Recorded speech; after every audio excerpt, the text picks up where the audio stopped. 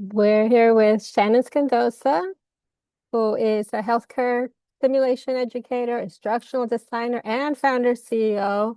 She has more than 10 years of experience in academic and clinical simulation. She's held leadership roles at Baylor Scott and White, Texas A&M Health, and Salus at Drexel University, where she built the institution's first comprehensive simulated patient program and served as interim director.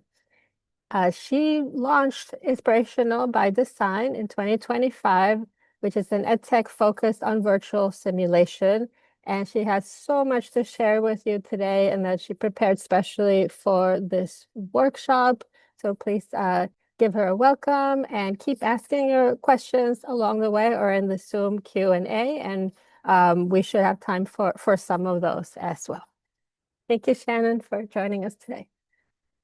Thank you so much, Cassandra. It's such a joy to be here and to be with everybody today. So what I'm going to do is this is an interactive workshop. I like people to get hands-on. So what I've done is I've provided you with the Google site that we will be utilizing today that I built specifically for this workshop. And I'm going to go ahead and share my screen with you. So, thank you for welcoming me. What I wanted to do today was to come in and provide a space and an opportunity to share with everybody kind of some of the things that I've learned about educational technology along the way and how I utilize it in my little niche of the world. So, again, I'm in healthcare simulation. So, basically, I've spent the last decade and a half working with faculty and students in medicine, engineering medicine, nursing, physician assistant, other graduate medical education and allied health fields.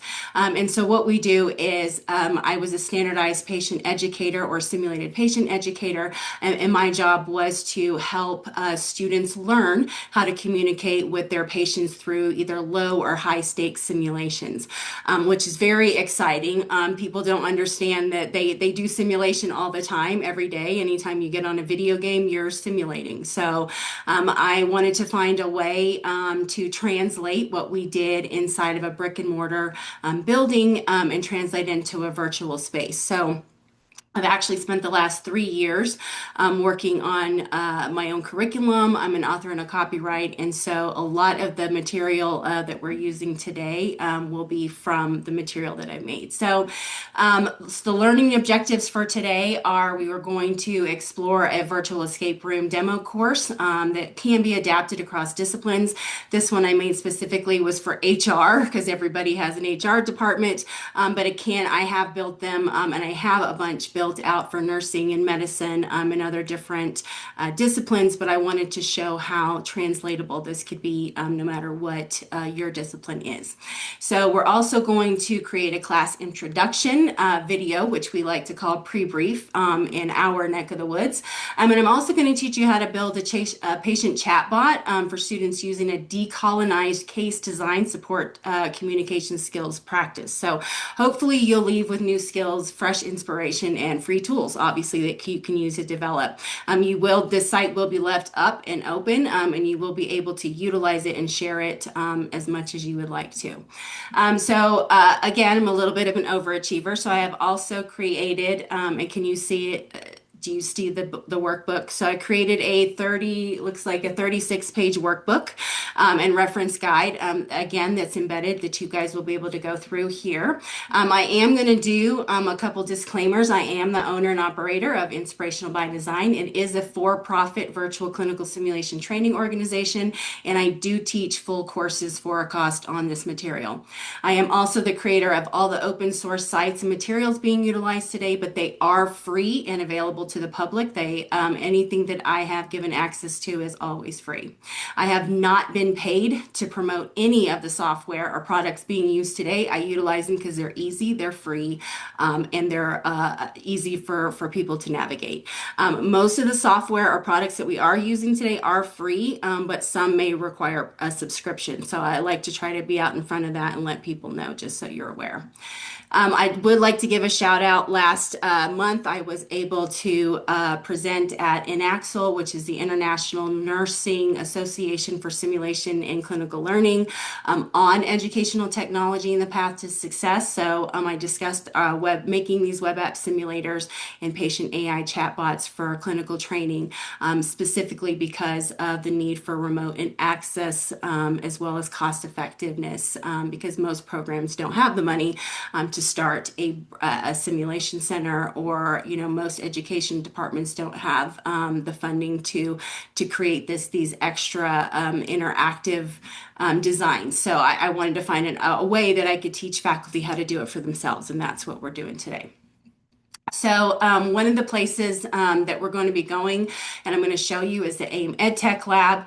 I created that specifically for healthcare simulationists and healthcare educators, as well as healthcare students. It's kind of a mirrored site so that they can learn about everything on the market that has to do with educational technology. So basically like AI, AR, VR, patient communication, again, these web app simulators, chatbots, as well as simulated patients. So again, creating those layers in these areas is what serves our purpose, and having access to more than just the AI component of it. So anyways, through the guide, you will be able to go through the guide. We will go through the virtual escape room. This shows the demo. And then there's going to be templates for everything that we do. And I have them organized in here for you. So we'll be able to look at that. So let's explore the AIM EdTech Lab. So the AIM EdTech Lab, like I said, it was built as a discover and play site. So say it's basically I'm a student, and I say, I want to go check things out. I can come in here and I can click on my role as a healthcare student. And it will take me to a home page where I can then choose what to do from here. So if I'm not sure what's going on, it'll tell me. There's a discovery zone where I can play with all these different modalities. I can learn about the virtual simulation experience, which is OSCE practice for medical students. I can join the AIM IPE Academy, or I can just watch videos and podcasts. So they can literally come down here and start exploring. So they go to the discovery zone. I can go to artificial intelligence, and I can take a course, a free beginner course on how to use AI responsibly. Because again, we don't want our students utilizing AI just out the gate without any guardrails or any understanding of what it is or how to utilize it. So again, we try to create some of those resources and free opportunities to go in and get some of that training. Justice AI is, again, it's a decolonial framework and guidance for AI operating systems. I don't do anything without Justice AI, because it is, and basically it checks everything that comes out of AI to make sure that it's decolonized and that it's applicable, especially to underserved and underrepresented populations. They're able to come down here again, and then I've also created an opportunity where they can literally just go to and click. It's just a clickable resource where they can just go in and practice. So I've also provided prompts. So say that they want to do exam study prep. I'm a medical student. I'm about to get ready to take an MBME in family medicine, and I want to practice some of the questions that may be on the exam.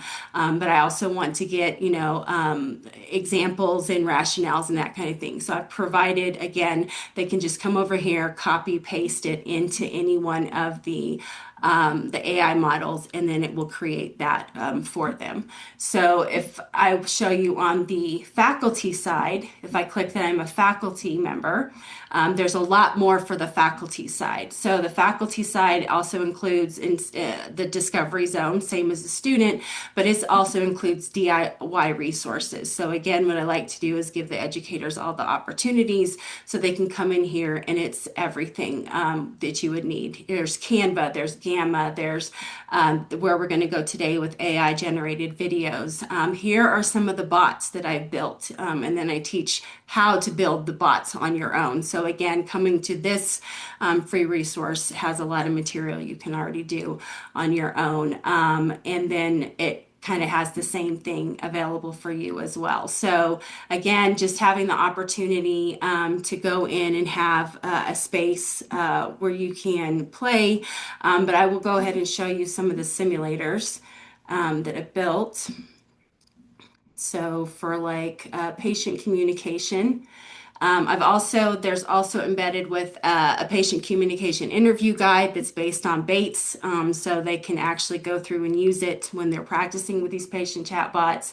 But this is one of the ones that I built. So I had a case for Emily Parker. It's basically, I built a small language model. The rubric is based on just this case alone and uploaded it. So they're able to come in here and either click on the question to ask the AI chatbot, or they can actually type in, here. I do have other ones also where they are able to use the voice recognition, so they could click on the button and they could say it versus having to type it in. So basically you could go in and could practice their communication skills, practice their OPQRST, which is, just asking the patient the, questions. When did this start? How often has this been going on? That type of thing. It gives them the patient information because, again, I've embedded that in the scenario and told it that that's what I wanted to show. And then I built another one for them to practice that includes the EMR or the EHR charting, so that they can practice not only having the patient interview on the left side, but they could also practice doing the charting on the right. So it was more realistic to what they would actually experience if they were doing that. So they have those opportunities. I also did take one of them, I think, and made there's so much, and that's what I said. I don't want to overwhelm you.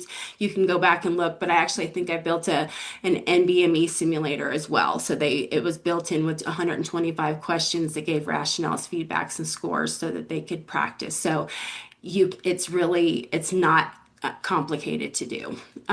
So that's the AIM EdTech Lab. You have access to that. That's for you. It's for your students. It's a way to go in and work together, learn about it, play with it. But what you're here today to do is to look at the virtual escape room that we built. So this is the demo, which I call the office code because it's the HR inspired virtual escape room. So I use Google Sites because it's easy. It's cheap. If you have a Google account, you pretty much have access to Google Sites.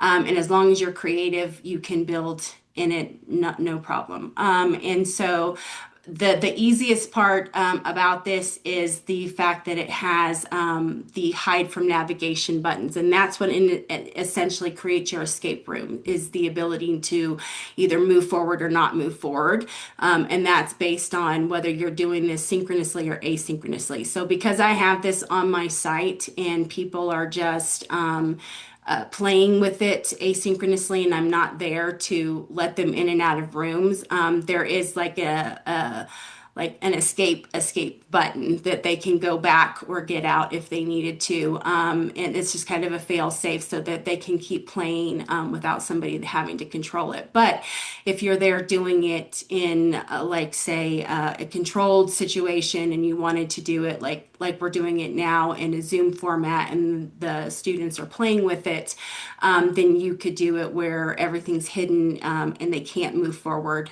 unless you're there to help them move that along. So that's kind of the difference in how to do that. And there's a whole course to talk about that, but that's basically how I use Google Sites to make these escape rooms. So what I do is I would direct the students to the site. It's pretty much built in. I've got the pre-brief, we've got the facilitated part of it. So they would go to the course overview. And then I built basically a video for it. Welcome to the demo for our virtual escape room course, the Office Code. Let's review the expectations for this course. Review the platform guidelines and technical requirements for information on how to prepare for your virtual experience. Ensure that your audio and video are working properly and that you have continued internet access throughout. Here are the main expectations. Actively contribute to discussions and group activities. Complete all pre-work and assignments prior to your session and submit reflections following your experience. Practice respectful communication. Use accessible language. Practice active listening and raise your hand, not your voice, to get attention. Conduct yourself professionally. Provide constructive feedback using established frameworks, and arrive on time prepared to contribute. You will be measured and assessed throughout the experience, and will have the opportunity to express your feedback within each part and during debrief. This challenge promotes collaborative practice when navigating the workplace in terms of conduct, professionalism, and accountability. So let's play. So again, you want to start them out with what the course overview is. So there's a course overview. I also give them objectives and goals. And because this one is built out as this is a virtual escape room course, there's going to be 6 actual containers. I only built the first one just to show how it can be turned into 6 containers, but they can basically, if you have your entire course for your 4-month course, you can build out an escape room and you can make a room for each section of those courses so that they can just freely move from one to another. So it's like I said, if you are already building your syllabus, if you're already building the material, it's really easy to upload it into like Notebook LM or some of these other different AI agents or software, and then help you and then embed it into a Google Sites to create these virtual escape rooms. So once I was to read my course overview and objectives, and I've also, again, because some people just want to read, they don't want to watch the video, or they like to look at it and actually read through everything, they can click on the PDF and then go through and look at it that way as well. So I like to create, again, for accessibility, and then we're working on language and sound and some of the other things to make sure that all of our learners are included at the table. So once I've done everything, I'm going to go to room 1, which is confidentiality. And then when I'm ready to get started, I can select anyone. So I'll select on section 1. And so once I come to section 1, again, because it's asynchronous and it doesn't require facilitation, it gives them access and tells them what to do. So here's the video. Let's discuss confidentiality in the workplace. Here's what you should know about accessing confidential information. Access to sensitive information should follow the need-to-know principle, meaning only those whose job roles require the data should have access. Implement tiered permissions and authentication like role-based access. Always verify identity and authority before sharing confidential information, especially through indirect communication channels. Ensure training and accountability through regular education and secure data throughout its life cycle, from creation to safe disposal. So, what are the key questions you should be asking yourself when it comes to accessing confidential information? Who should have access to sensitive information in your workplace? How do you determine if sharing information is appropriate? So I won't keep going with the videos because you know what the videos are. But so again, it would be like going in, they would watch a video. Again, they have access to the PDF. It would give them some key takeaways from that, and then they would go in. So I actually built a simulator for this one. So these are all web app simulators, similar to patient chatbots that are just small language models or that are actual just modules that I created in Claude. And so basically I took my curriculum that I wanted and I built this out. So now I can go in here as a team. The team can play the simulator to learn what they discuss. So basically it gives them a scenario. You work in the HR department, you have access to employee salary information. Your friend Sarah from marketing mentioned she's applying for promotion. So it gives you this full-on scenario and the context. And then again, you have to work with your team to discuss, work through some of these things. So once they go through, it will tell them whether or not, they've chosen correctly or not, whether or not they have to go back and try again, and then to give them the rationale, and they go to the next one. This one is, could be, again, was the wrong answer. So again, it will show you in green or red whether or not they are correct. And then again, I'm just going to click through here just so you can see on the simulator. itself. And then it's going to give me my final assessment at the end, which is going to tell me I got 1 in 5, which was 20%. I didn't do a good job. I needed to go back, right, and restart the training. And so those are kind of some of the parameters and the things that you can set when you're building these bots as to what the rubrics are and what is that you want the outcomes to be, and that type of thing. So again, once they had finished the training, they would debrief with the team. We give them discussion points to talk about, and things that they should go over. And then when it says when you are ready, move forward to section 2. So then when I'm ready, and again, this one has the ability to go back and forth because it's created asynchronously. But if I was doing it in a controlled environment, they would only be able to go forward, so that I wouldn't want them to be able to go back. That's kind of the point. Of an escape room is actually escaping the room. So again, the purpose of this is just to keep them moving through it, and at a steady pace while they're working together. The idea for these virtual escape rooms to do them is to do them together in a format like this, where you would have them in teams and little breakout sessions, and then they would have access to the site, and then somebody facilitating within that. But it's a great opportunity to, again, practice the skills and then to be interactive in a live setting for them to do it. So So again, Shannon, can yeah, I ask to clarify? Because I yeah. think a lot of people here are new to virtual escape rooms and are excited. So you're showing us, you're going through it to demonstrate for us, and you're saying the way it's set up for the teams, they wouldn't be able to go to the next one until they answer all the questions, something like that. So the way you build it out, and you can build it out so where the teams could, even if you weren't doing it together, they could still just continue to move forward. Like one of the ones that I built is like an amazing race. And so they're kind of jumping all around, but they can't go back. So if they get stuck on a passcode, and they can't open the door right to the next video, or because what I also like to do is embed Zoom like this. So maybe there's a live patient that they're supposed to meet with, and the meeting code is the code to get in the room, right? So if they haven't solved it through the puzzles up to that point, they haven't earned the code to get in the room. So that's kind of hard when they're doing it, on their own time. If you're just, scheduling your students to go do it on their own time, if there's not somebody there, you have to have a fail safe. And so that's kind of one of those things with that I like about the Google sites is they've got buttons for everything. And so you can just remap the buttons for that. Does that make sense? Okay. Yes, thank you. Yeah. So, and I get it. It's probably not what people were envisioning in terms of escape rooms. I also build video games. So I'm actually building one that's like like an actual video game where they go in, but we're in a huge build with that.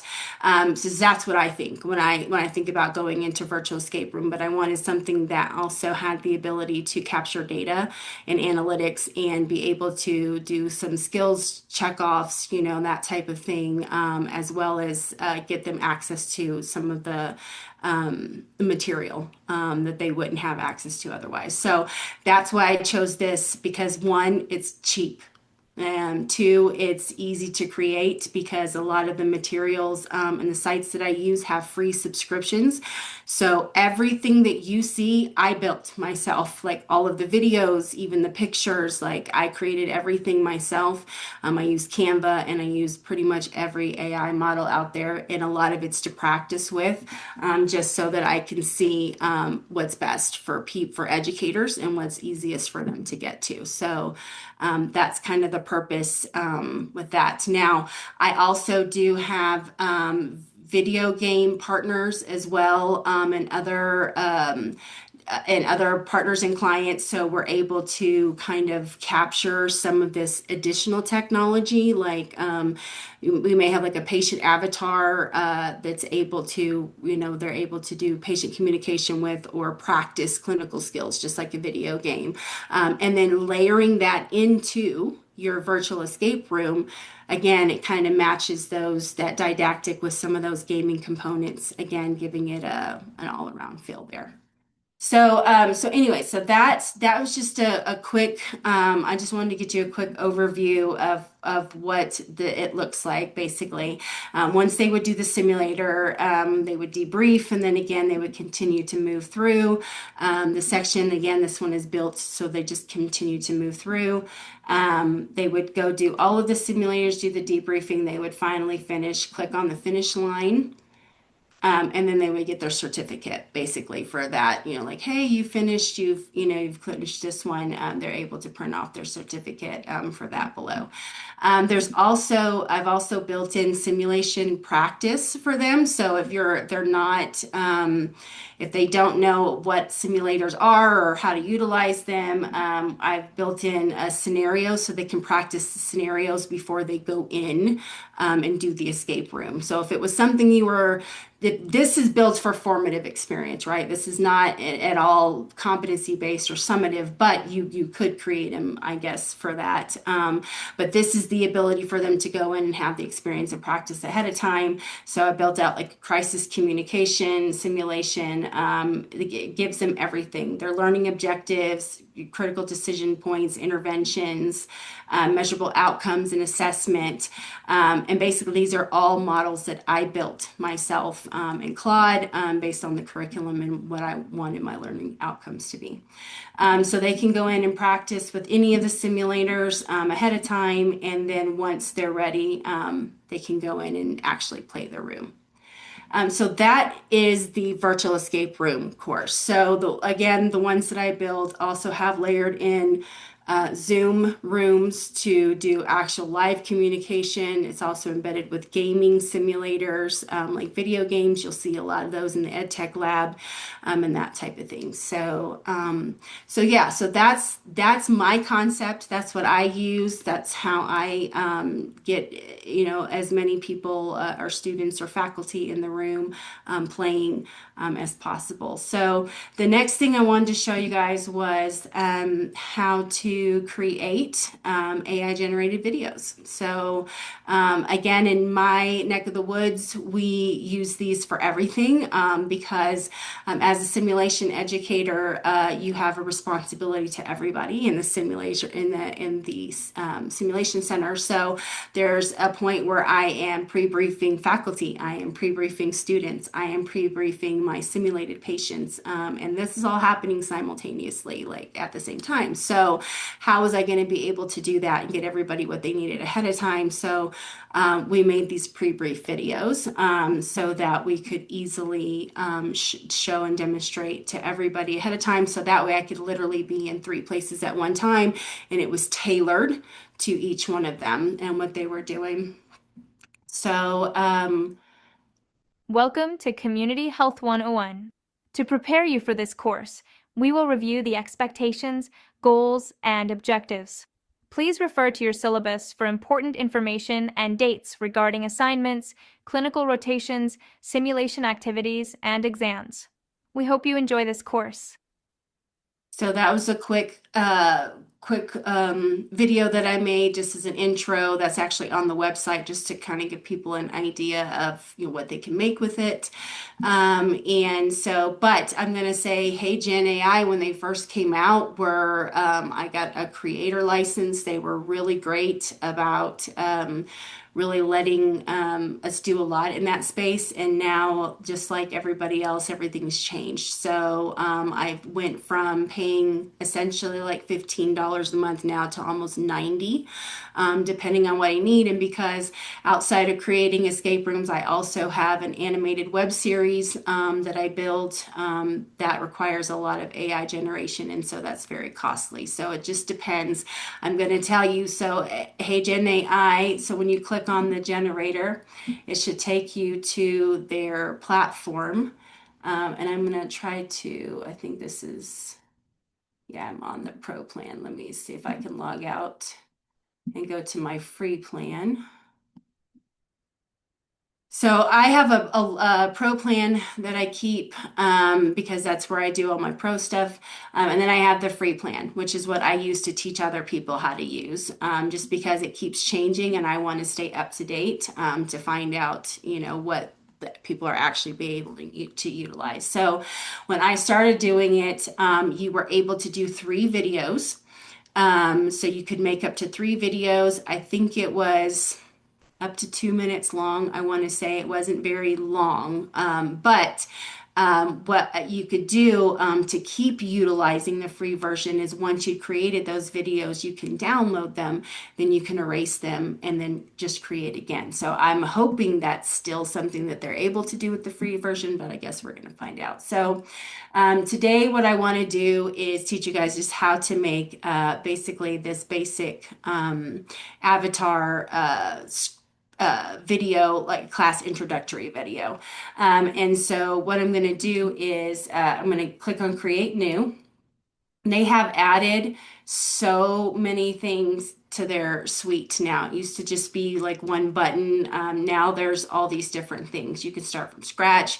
You can give them an idea. I'm going to tell you, I built out an entire script beautifully, like everything you would need in a Hollywood script. I put it in, and what I got back was just shocking. So it's one of those things where it takes a lot of credits and it takes a lot of time to go in there and to do the AI experience, but you're going to have to go undo a lot of that as well. So just if you're not aware, AI is not without imperfection. It actually lies to you a lot and actually does a lot of things that it shouldn't do. So we're all, here working on that. So again, it takes the human in the seat to make sure that what we're trying to demonstrate to other humans actually makes sense. So sometimes it doesn't. Basically, I want to create a video. So I'm going to just start by, let's see, they changed literally everything. So I don't want to do photo to video. There used to be just like AI creation. Let's just go to AI Studio, start from scratch. All right. So I want to do AI Studio. That's what I like to use because, again, I like to make my own. And I click on that. Perfect. All right, and then it's just going to give me all of the things, kind of go through and show me where all of the new things are because they've actually updated and changed everything. And then they're going to show you where you can preview your video once it's done, and then what to do once you're ready to generate. So basically, I want to create my own, so I want a blank canvas. So basically, I start with a blank canvas. I do know that I want to make, again, mine is going to be for my Community Health 101. So I'm going to go to Media, and I'm going to just search hospital because I want a nice background that I can use that just kind of showcases a hospital background, but doesn't typically have, maybe I just want it to look like there's the base, the hospital beds in the background. So I'm going to set that as my background. And now I want to find an avatar to go in here. So I'm going to click on avatar. And then you can go to public, and I can search specifically if there's for nurses or in professional communities. And it's going to bring up avatars that are already dressed professionally. And you can utilize them for nurses, for doctors, for, just whatever type of video you're typing to create. So I'm going to choose this avatar, and I can just move her around in the box anywhere I want. But I'm going to create a welcome to the class introduction. So I want to kind of put her to the side so that I can make sure to use some of the elements that I want to use over on the other side. That way, in case I wanted to create, I wanted to add text or a title, I can. So again, I can add it. I'm going to have to change coloring and that type of thing. Make it darker or lighter, or whatever, just depending on your own preference.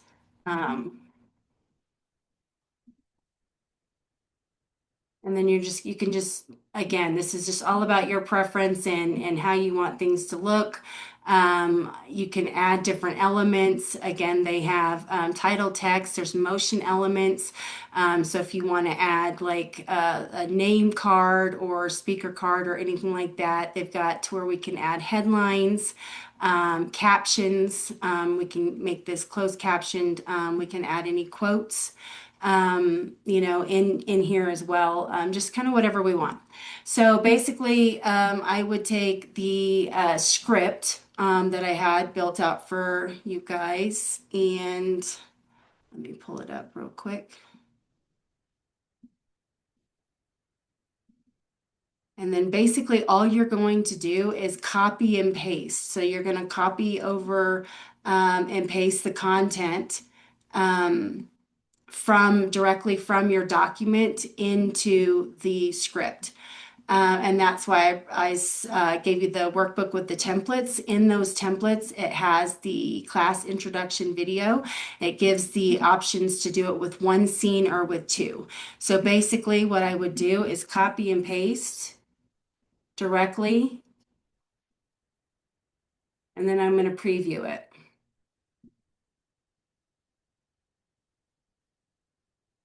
Welcome to Community Health 101. To prepare you for this course, we will review the expectations, goals, and objectives. We hope you enjoy this course.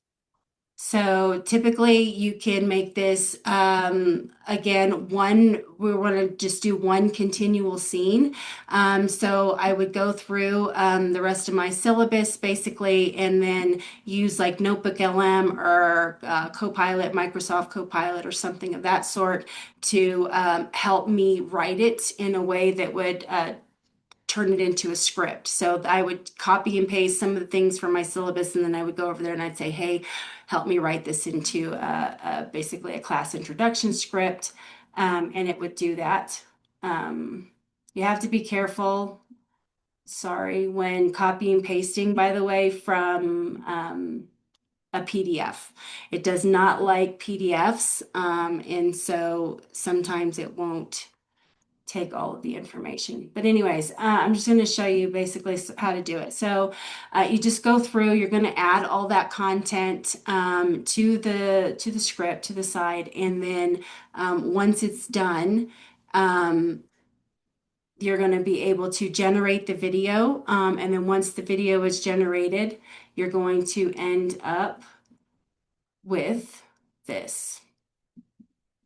Welcome to Community Health 101. To prepare you for this course, we will review the expectations, goals, and objectives. We hope you enjoy this course. First, let's discuss the participation expectations for this course. You will be required to actively contribute to discussions and group activities, complete all pre-work and assigned readings prior to sessions, and submit reflections or assignments within 48 hours of each session. Next, the communication standards for this course are to practice respectful communication, use accessible language, practice active listening skills, and maintain confidentiality of all case discussions. Professional conduct is key. You must always represent your profession authentically, acknowledge the limits of your knowledge and expertise, provide constructive feedback using established frameworks, and arrive prepared to contribute. The primary objective of this course is to create an immersive educational experience that teaches nursing students essential epidemiological investigation skills through a realistic outbreak scenario. Our core goals are to 1. Conduct an investigative analysis. So again, I'm not going to go through the whole thing, but it would continue. Yeah, Cassandra? Someone asked in the chat, do you know if there's a way to adjust the speed? Sometimes Yes. it goes too fast. And Yes. So the speed, if you want to adjust the speed of the avatar, you can go to the voice, and basically, let me see, that's the image. Right here. If you click on the person, you can see you can adjust the speed of the voice. You can adjust the volume of the voice. You can also auto enhance it by using the different labs that they use because they're embedded with their own voice, AI voice things. You can upload your own voice and your own face. So if you want to be the face, you can actually just take a photo of yourself or you could take a video of yourself and upload it in here and then utilize that. Just FYI, just so everybody knows. once you upload yourself to the cloud, you are there.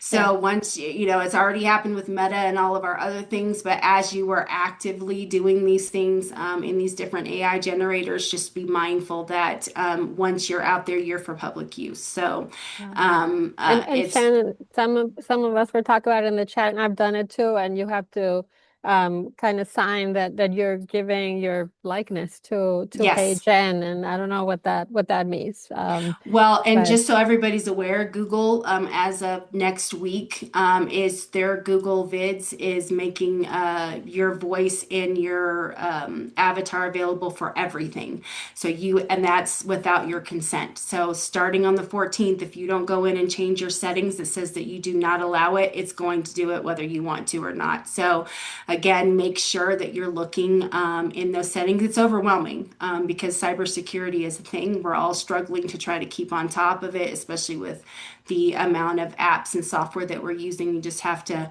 if you hear about it, say something, let others know. So I wanted everybody to know. Yeah, so there's a lot of our likenesses and things that are happening without our consent. So in a world where we're wanting 100% consent and transparency, I'm just going to put that out there. So most of these, again, the reason I'm using HeyGen AI is because this is the one I started on. I've played with some of the other ones. They seem a little bit more time intensive for me. HeyGen's a lot easier because I actually do a lot more editing. I use Microsoft Clipchamp. So I actually spend a lot of time making smaller videos in HeyGen AI on the free version and downloading them, and then creating larger videos in Clipchamp and then exporting those and that's a lot of what you'll see in my websites. So, but I know you guys are curious about getting to the patient chatbot, so we'll go ahead and move forward with that.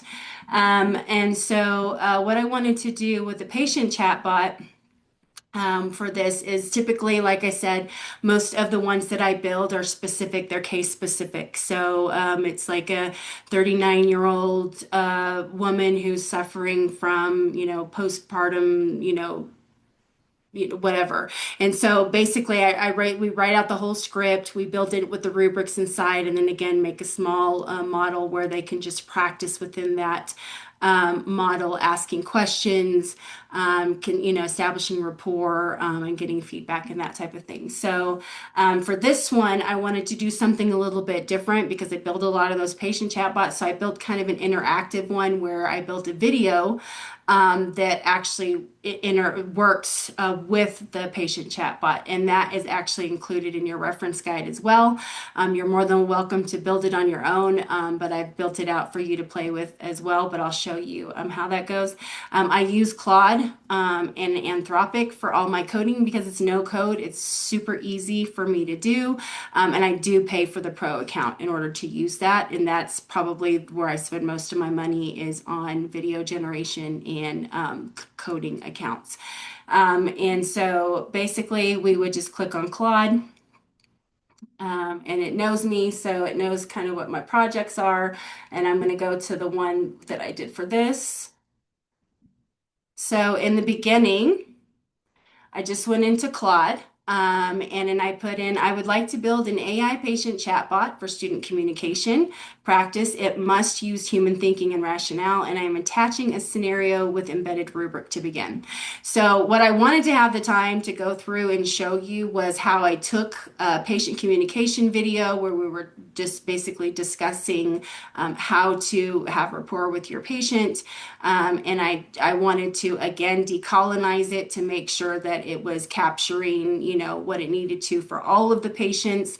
And so once I did that and converted that script, I was able to attach it. So it says I'm with embedded rubric to begin. So that's what I did. And those are the two documents that are included in the reference guide that you can look at. Was the original, and then the one that we decolonized using the DIA framework. And that is the document that I uploaded because it had a built-in rubric and guidance for how I wanted the exchange to be, the communication exchange. So once I have my prompt, I go in, it automatically starts thinking, and it starts, assessing my needs, reading my document. Just FYI, do not use a PDF. A PDF takes so much longer because it's hard to read the text. If you just upload a Word document, it does it like really quickly because it's just reading text. Those PDFs, if you saw when I copied and pasted over for the AI chatbot, for the video generators, you get those weird symbols in there. And that's because of the way that PDFs are formatted. So if you're going to do anything, upload Word when you're doing it in here. Also, what you want to do, I didn't do it in this one. I usually let it know that, this is a closed framework. I don't want it to, engage with the internet, meaning that because the model that I built has the ability to either use Claude as the patient chatbot, where it could just go out and get random information and talk. But I did not want that. I wanted it to stay within the parameter of what I built. So I made the model so it couldn't talk outside of that. So again, you have those options as you're walking through. So again, I put in what I wanted. It reads everything. It runs the commands. It shows me every step of the way what it's done, how it's utilized my curriculum to build those things in, what the feedback is like for that, the rubric is how it's going to demonstrate that, and how it's going to deploy it, and then you can start looking at it. So once it's done, it provides you with this beautiful simulator, right? It's just like really nicely put together because it knows what I do and everything. Because my company's copyrighted, it includes all of my my branding and stuff in it. And then it goes in to explain what this is. This is an interactive patient encounter. Jordan is returning to the clinic after a visit where symptoms were dismissed as stress.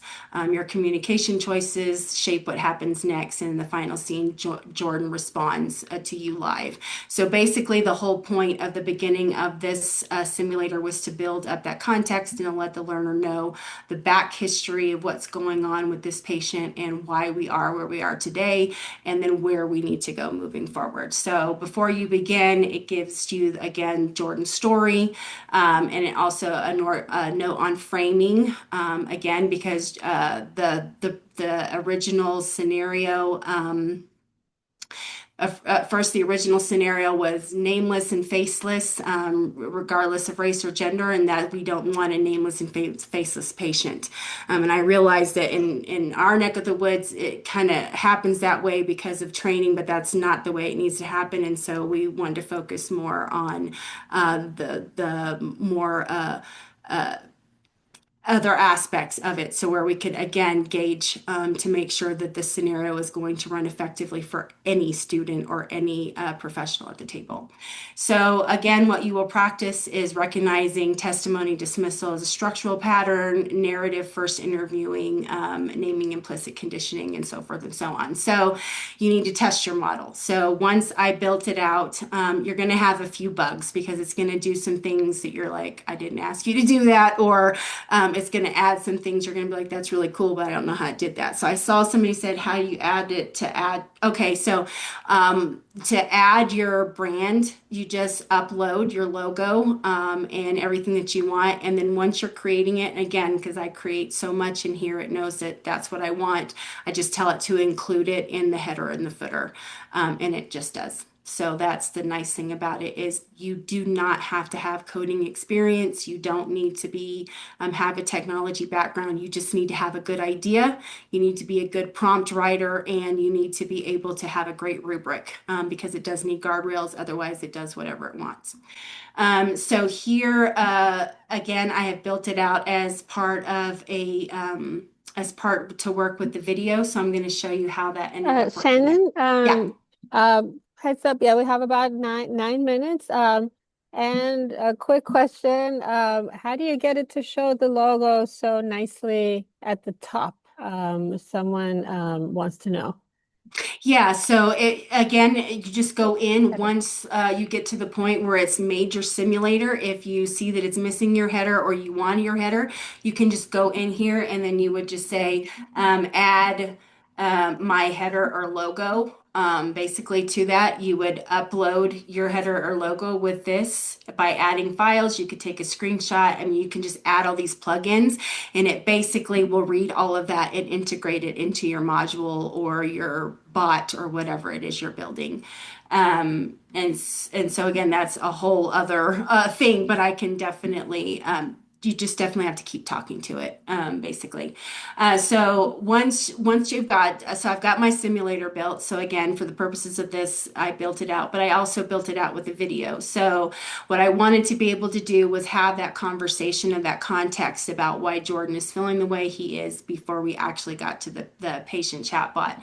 So I built this video. So Jordan's story, listening between the lines, is not and I'm just gonna about one rushed fast appointment. forward a little bit Reasons to because distrust this it. is all Students will be objectives. able to assumptions about stressors to follow through in healthcare. And you can go back after this is over and play with it. Honest with you, but this was the indicate that their symptoms started is 34-year-old Jordan Lee. The chief complaint, headaches. Notes from a prior physician indicate that their symptoms started 3 months ago. Vitals were normal at the last visit and they have no previous neurological history. I need to be honest with you before we start.